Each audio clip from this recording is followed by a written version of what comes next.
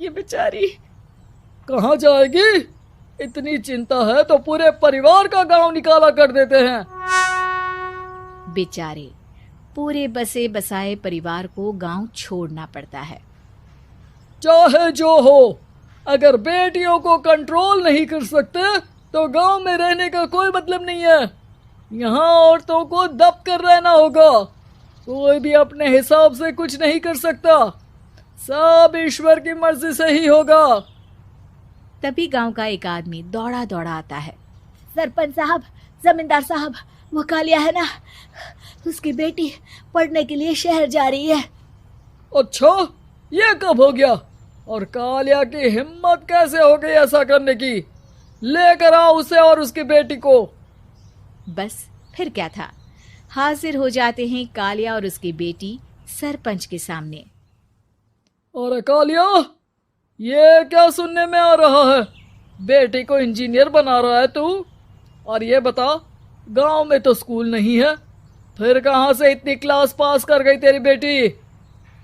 राधा, जो कि कालिया की बेटी है, उसे लगता है कि सरपंच उसकी तारीफ कर रहे हैं। सरपंच जी, मैंने ऑनलाइन पढ़ाई की है, डिस्टेंस लर्निंग से।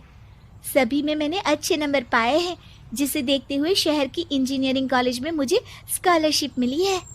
वाह जी वाह, क्या होती है ये? पहले तो ये बताओ, फिर आगे की बात करते हैं। पूरा गांव राधा की बात सुन रहा था और राधा बोलती जा रही थी।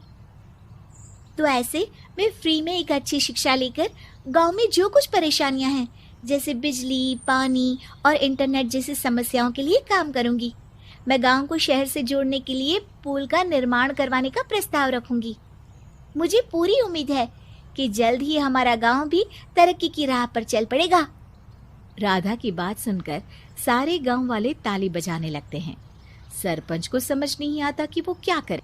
चुप रह नादान लड़की, गांव के खिलाफ जाने के लिए तुझे गांव से बेदखल कर दिया जाएगा, वो भी पूरे परिवार के साथ। और हाँ, अगर ठीक से गांव में रहना चाहती है तो ये पढ़ाई लिखाई छोड़ दे। हम तेरे लिए गांव का कोई होनहार लड़का देखेंगे। तभी गांव का एक आदमी बोल पड़ता है। अरे नहीं नहीं सरपंच जी, राधा बिटिया जो बता रही है, अगर वैसा हो जाए तो हम लोगों को पैसा कमाने के लिए बाहर नहीं जाना पड़ेगा। हाँ जी, और ना ही कोसों दूर पानी के लिए भटकना पड़ेगा। हमारे बच्चे भी अच्छी पढ़ाई कर सकेंगे और आगे बढ़ेंगे, ना कि हमारी तरह खेती करते बैठेंगे। क्यों गांव वालों, राधा बिटिया का साथ देना चाहिए ना। सरपंच देखता है कि गांव राधा के साथ है तो वो चुप हो जाता है। वो घर आकर अपने सलाहकार से बात करता है, जो बहुत ही चालाक किस्म का इंसान होता है। अरे सरपंच साहब, आपको बहुत ही होशियारी से काम लेना पड़ेगा। एक बार गांव तरक्की कर गया, यहाँ के बालक पढ़ लिए तो कोई ना पूछेगा आपको। और फिर ये जो बेटा और बेटी है ना आपके, इनको भी आम लोगों की तरह ही जीवन जीना होगा। हाँ, लेकिन करे तो क्या करे? वो ना आप मुझ पर छोड़ दीजिए, बस मैं जैसा बोलूं करते जाइए।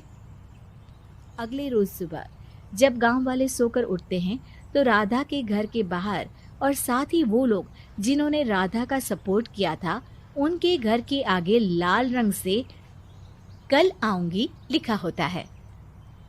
कल आऊंगी, ये क्या होता है?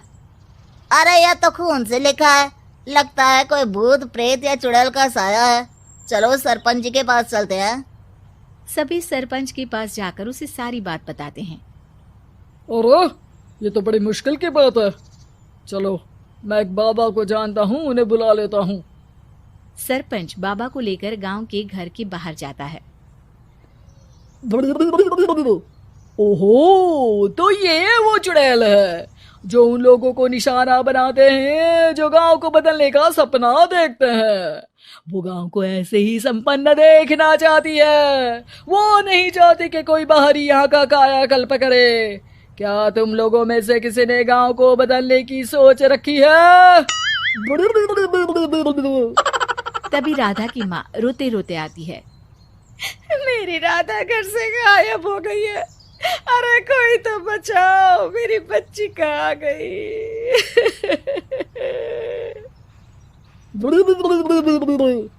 ले गई वो, चुड़ैल तेरी बच्ची को ले गई।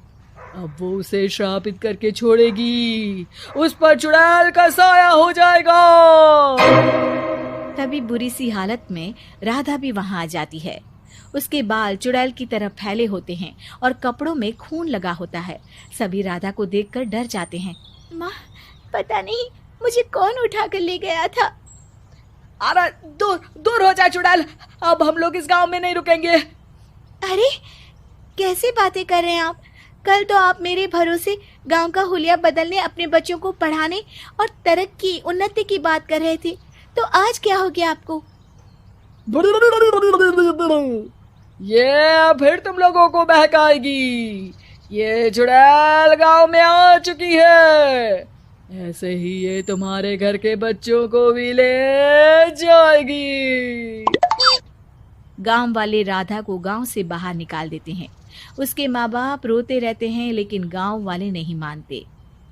मैं भी अपनी बहन के साथ गांव के बाहर रहूंगा, लेकिन वो पढ़ाई नहीं छोड़ेगी। वहीं सरपंच के घर पर सलाहकार कहता है,